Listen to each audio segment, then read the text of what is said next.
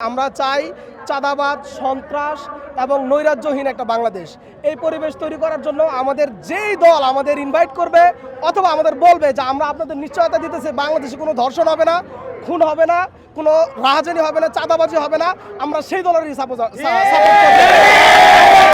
আমরা বুঝি না আওয়ামী লীগ, আমরা বুঝি না বিএনপি, আমরা বুঝিনি অন্য কোনো সংগঠন।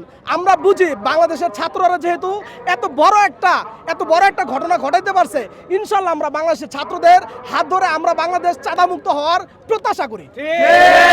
এমনকি আমরা বাংলাদেশের এই শিক্ষিত জাতির হাত ধরে আমরা ধর্ষণ মুক্ত বাংলাদেশ করতে চাই। দেখেন, নির্বাচনের সিট এটা প্রত্যাশা আর হচ্ছে গিয়া বাস্তবতা, দুইটা হয়তো বা দুই জিনিস।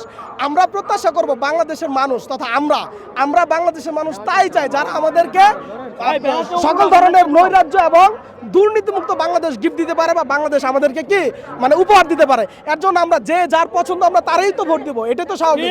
এমনকি আমরা চোখের সামনে যা দেখতেছি, কারা চাঁদাবাজি করতেছে, কারা ধর্ষণ করতেছে, কারা করে গেছে, ভবিষ্যতে কারা করতে পারে বা কাদের দ্বারা কম হইতে পারে, সেটা যদি হইতে পারে আমাদের ইসলামিক দলগুলো, সেটা যদি হইতে পারে আমাদের ছাত্রদের দল, সেটা যদি হইতে পারে বিএনপি, যে কোনো দল, যাদের আমরা নিশ্চয়তা পাবো অথবা যাদের অ্যাক্টিভিটিস আমরা দেখবো যে আমাদের জন্য অনুকূলে, অবশ্যই আমরা তাদের বেছে নিব।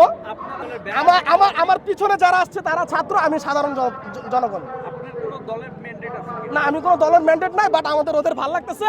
ওরা চাঁদা মুক্ত বাংলাদেশ গড়ার প্রত্যয় আমাদেরকে আশা করি, যেহেতু তারা বাংলাদেশকে মানে ভালো একটা স্বপ্ন দেখানোর পথে হাঁটতেছে, আমরা তাদের দ্বারা ভালো কিছু আশা করি এবং আমরা চাই তাদের মতো, অর্থাৎ শিক্ষিত জনগণ মানে যেই দিকে আছে, শিক্ষিত মানুষ যেদিকে আছে, আমি আশা করি এবং আমি স্বপ্ন দেখি যে ওই দিকে বাংলাদেশের মানুষ যে প্রতারিত হবে না।